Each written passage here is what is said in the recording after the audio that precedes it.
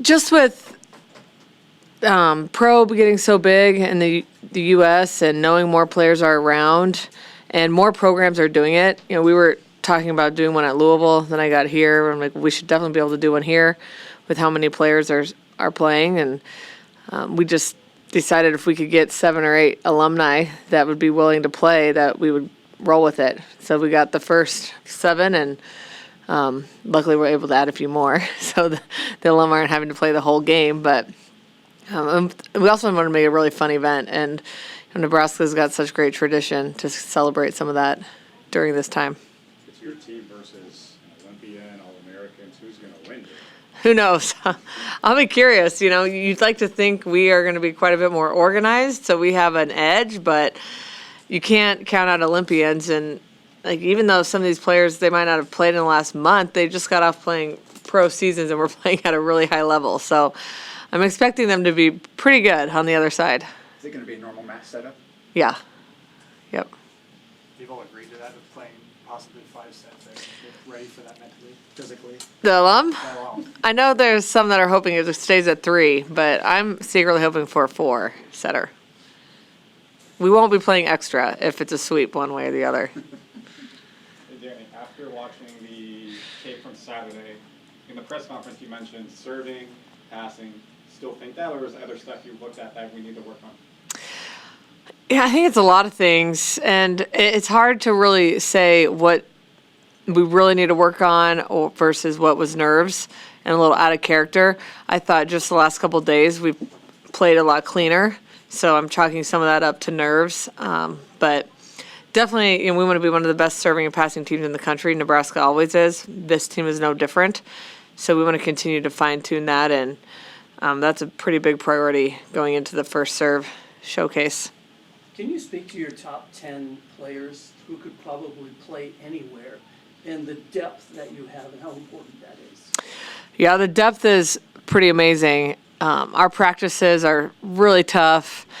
That's just going to make us stronger in the end. That's why I'm very excited to play against somebody else, even if it's alum this weekend, to really see how our 8 players can perform together, 7 or 8, without playing against each other, because it's very hard to tell how good we are, how good one individual is, because the line is so thin between maybe our top outside and our 4th outside. I mean, it's like razor thin.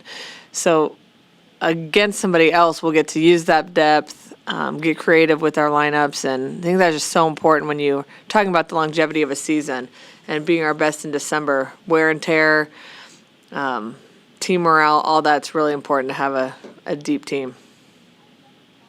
Taylor's kind of had an up and down career to this point. What do you see that's still possible for Taylor last year?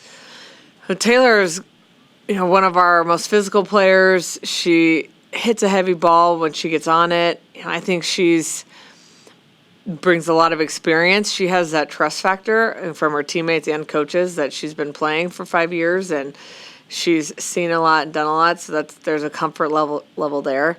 I think her leadership has taken a new level, and she's just really playing with a ton of joy and celebrating her teammates. So I'm excited for her for this season, whether she's a starter, not coming off the bench. I think she'll make a big impact either way.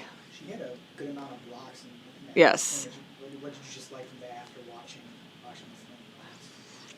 Yeah, I think that's experience. Blocking is one of the hardest things to translate from the high school club game to the college game, and it usually takes players quite a while to get caught up with blocking. And so I'm not surprised that she had the most blocks and looks so comfortable there, because she is going on her 6th year. But she blocks us a lot in practice too, so it's pretty much the same thing I've seen for the last week. Blocking, it wasn't an official block, but Bergen had that stuff where she was in the back row and she just stood there. I mean, what does that tell you about her game awareness and her ability to make plays when she seems to be limited? Oh yeah, Bergen's probably our highest IQ player, and she makes winning plays, whether that's digs, blocks, out of system sets. She makes tough plays look easy, and that's a talent of hers, and just really impressive to see her continue to do that, and get better at it year after year. I remember playing against her when I was at Louisville last year and thinking, man, she digs everything. and she's an elite defender, and you can't really say that about too many setters. So her all-around game is just so good. You coach her on plays like that, or just put your hand up? No, I mean, I think that's just a natural reaction. Oh, I'm at the net, I don't want to get hit. So, I mean, she got a little bit lucky on that one. Time for a few more? When you went back and watched the scrimmage, what stood out to you about the setters? I think the setters have a lot of work to do. You know, we're setting the middle great. I think our tempo needs to smoothen out a little bit, and we've got to get a little bit more consistent behind to our right sides and our slides. But you got to remember that red-white was a whole week earlier than it's ever been. So we've only been practicing for, you know, we had 5 days of practice. So that'll come, you know, and I'm not worried about that. The thing is, they are playing confident. We already talked about their well-rounded games. Campbell's improved a ton from a defensive standpoint. So a lot of those things that you can't really work on every day to get better at were great. It's the location and some of the tempo that we're going to continue to work on that'll just get better and better the more we play together and the more we settle into a lineup. Who've been your top servers in practice so far?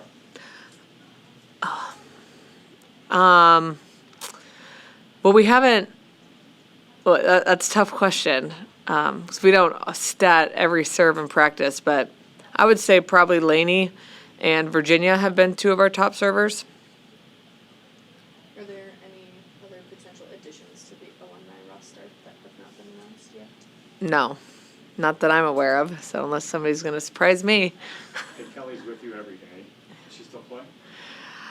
She doesn't really play much. I know she's been staying after practice a little bit to get reps, but she'll play a little bit here and there, but not to the level that she'll have to play on Saturday.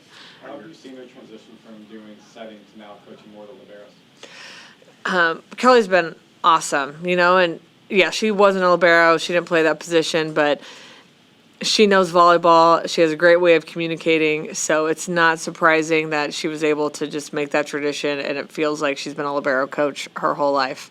Again, it's more with the way she communicates and, you know, giving these liberos some confidence and a voice and the attention they need every single practice. All right, thanks everybody. Thanks, guys. Thanks.